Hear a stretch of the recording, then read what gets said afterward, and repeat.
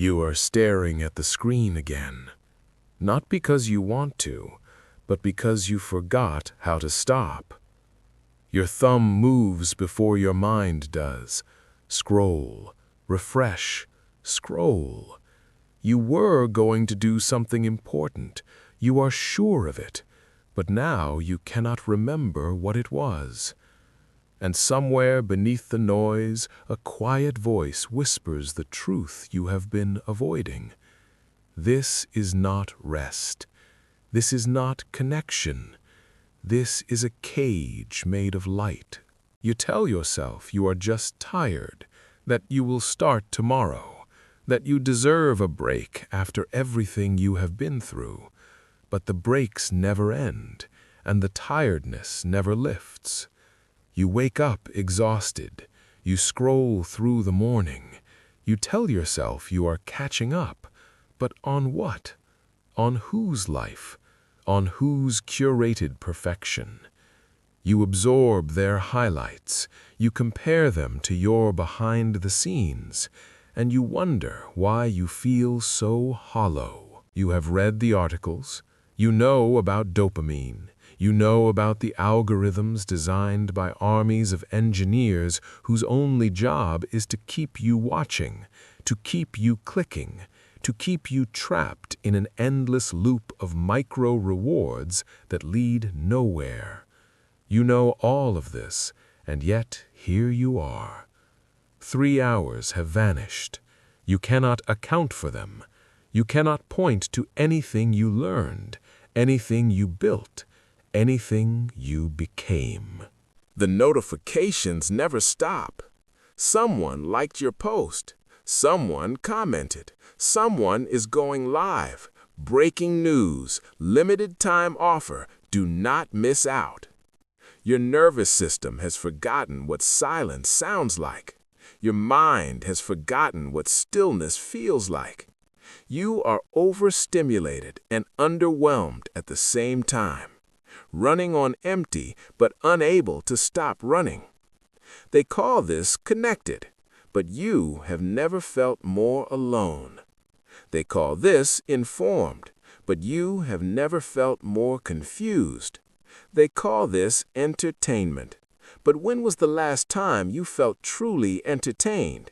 When was the last time you laughed without a screen? When was the last time you sat with yourself and did not reach for something to fill the space?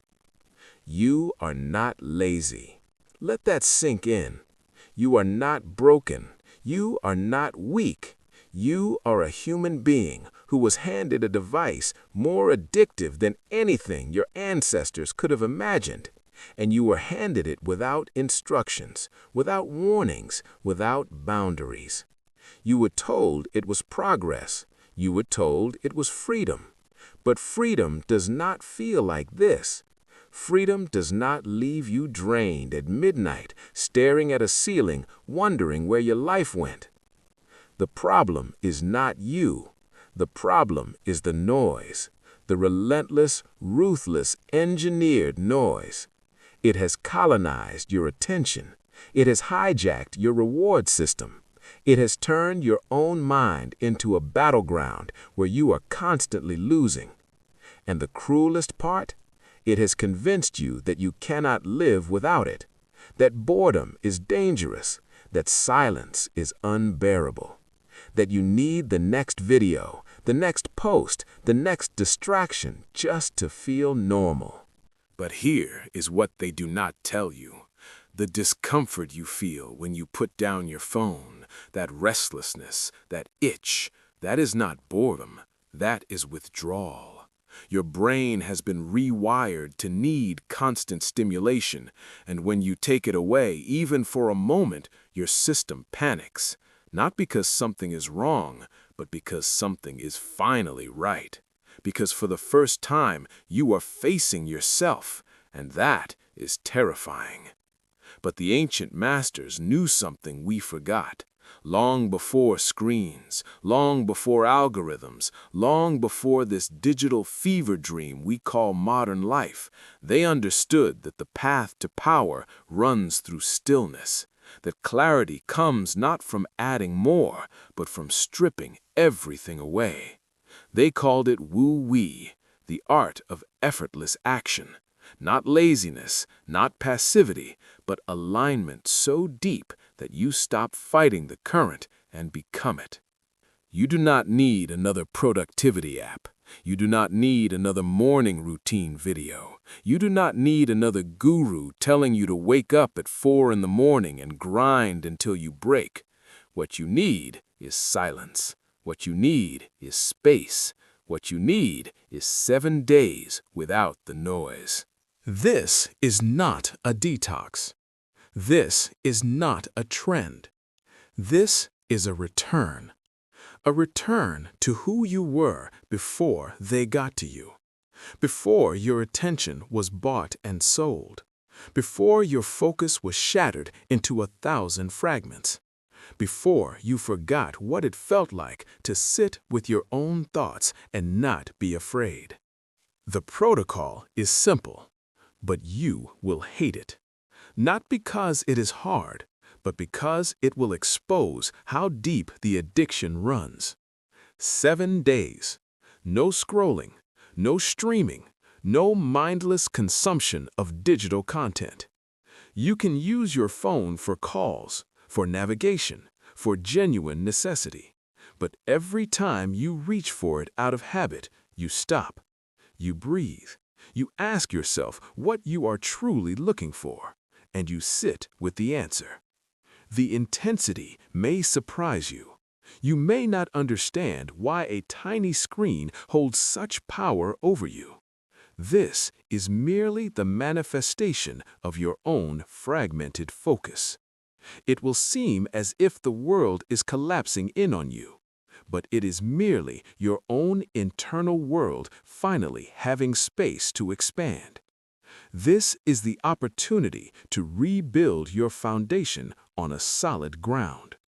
By day 3 or 4, something begins to shift.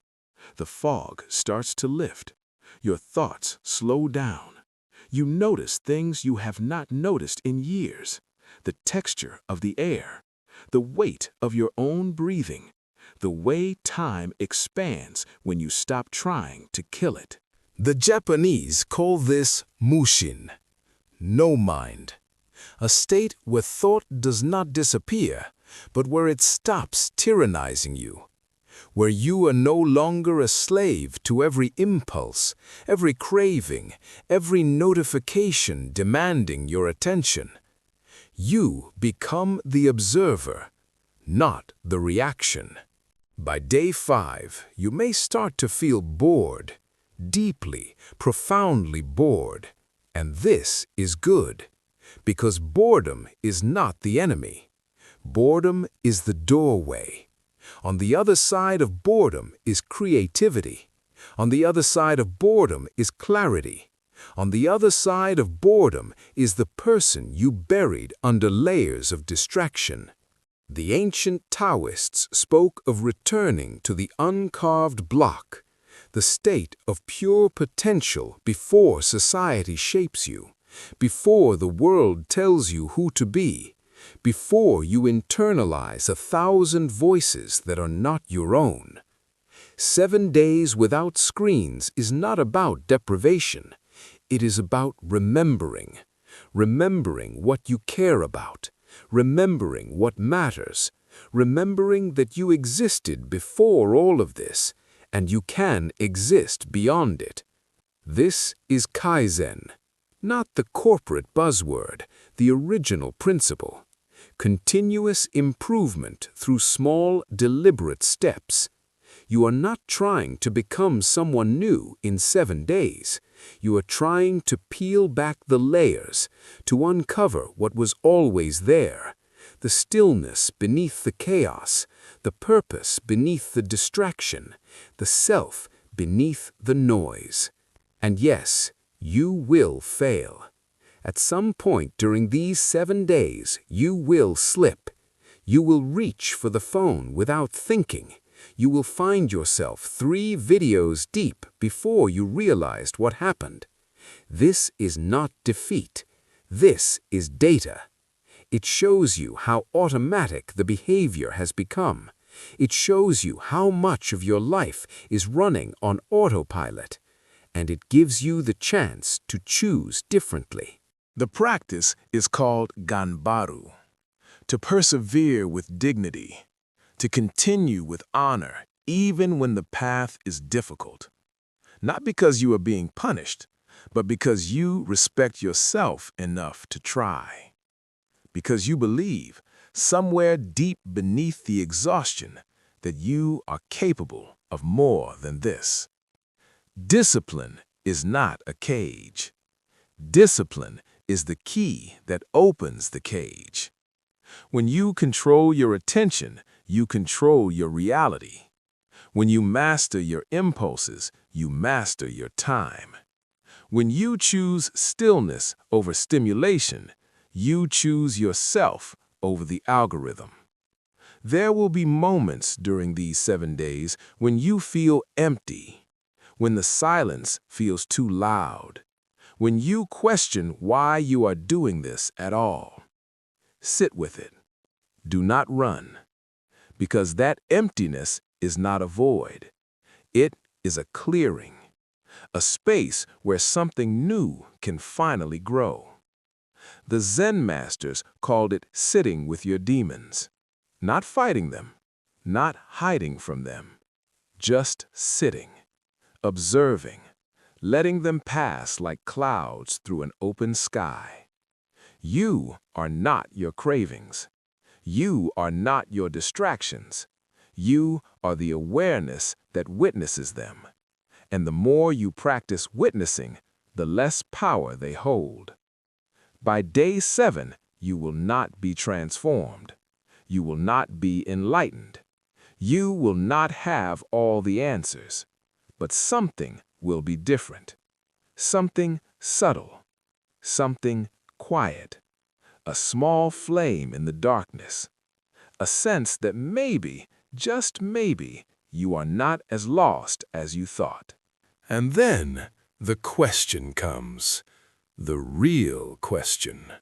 Not whether you can survive 7 days without screens, but whether you can survive a lifetime with them. Whether you can use these tools without being used by them. Whether you can stay awake in a world designed to keep you asleep. This is not about becoming a monk.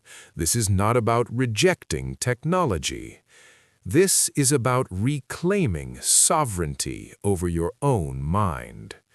Because if you do not control your attention, someone else will, and they will use it to sell you things you do not need, to distract you from a life you are not living, to keep you comfortable enough to never change, and restless enough to never be at peace.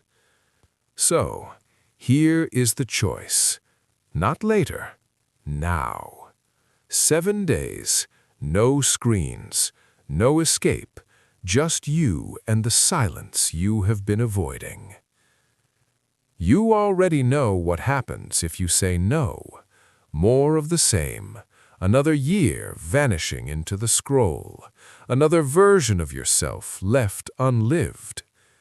But if you say yes, if you step into the discomfort, if you trust that there is something on the other side worth finding, then maybe, just maybe, you will meet the person you were always meant to become. The ancient proverb asks a question with no easy answer. If you spend your whole life running from stillness, what happens when stillness finally catches you? Close your eyes, breathe, let the question sit, and when you are ready, begin.